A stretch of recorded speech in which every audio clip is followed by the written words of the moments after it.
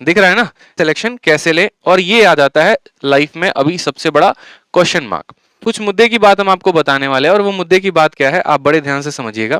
थोड़ी सी हो सकता है कि आपको बातें मेरी कड़वी लग जाएं, और हो सकता है थोड़ी सी बातें आपको जो है मीठी लग जाएं, लेकिन जो भी बात होगी वो सिर्फ सच्चाई के ऊपर होगा। जितनी भी लाइंस होगी वो सभी की सभी ट्रू लाइंस होगी, और ये ट्रू लाइंस में आपको थोड़ा सा फोकस करना है। ठीक है, जैसा कि मैं हमेशा कहता हूं कि पढ़ाई के साथ साथ इन सभी बातों का भी ध्यान रखना बहुत जरूरी है। सिंपल 3 सफलता के मूल मंत्र होंगे, वो होगा पहला क्या, मैं अगर बताऊं तो सबसे पहले आप अपने सिलेबस को पूरा करो, ये बात आप अपने मन में डाल लो।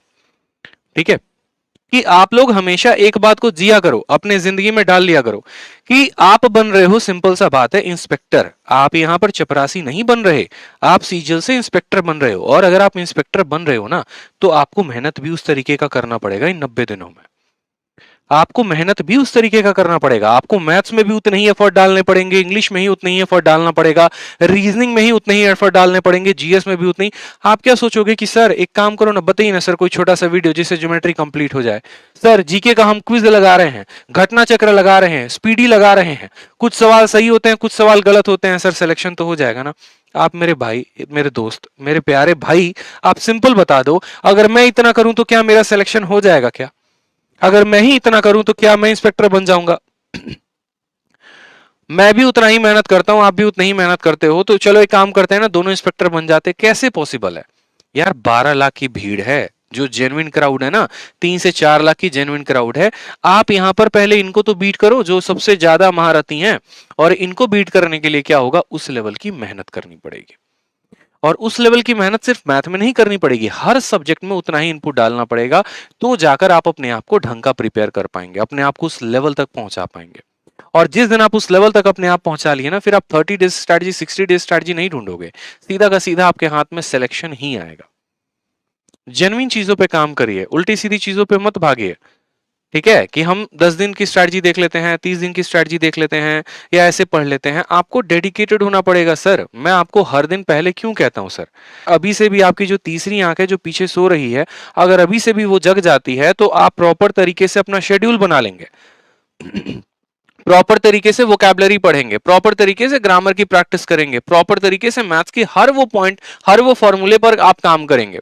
आपका अगर एडवांस वीक है तो ऐसा नहीं है कि पेपर के 10 दिन पहले अलजेब्रा उठा रहे हैं, आप अभी से ही पढ़ना शुरू कर देंगे।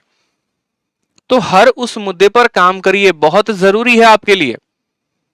ठीक है, बहुत ज्यादा जरूरी है। आपको 3 मंत्र पर काम करना है। सबसे पहले तो आपको अपने सिलेबस पर ध्यान देना है। ठीक है, दूसरा पॉइंट हो गया प्रॉपर स्ट्रैटेजी। ठीक है, और तीसरा हो गया प्रॉपर, एक बात को जान लो दोस्त, रिवीजन। रिवीजन का मतलब क्या हो गया कि जो आप सिलेबस को पढ़ रहे हो उसका रिवीजन करो, और साथ में मॉक टेस्ट लगाओ। ठीक है, अभी तो आपकी उम्र मॉक टेस्ट लगाने की भी नहीं हुई है। और बच्चे क्या सोचते हैं, बच्चे सोचते हैं सिलेक्शन हो जाएगा, प्री में तो हम ही फोड़ेंगे और कोई नहीं फोड़ेगा।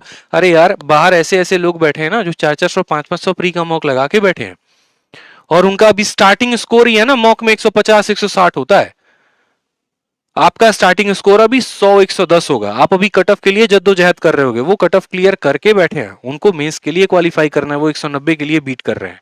तो 2 लोग हैं हमारे पास, एक वो जो 130 140 लाने के लिए मर रहा है, कट ऑफ क्लियर करने के लिए मर रहा है।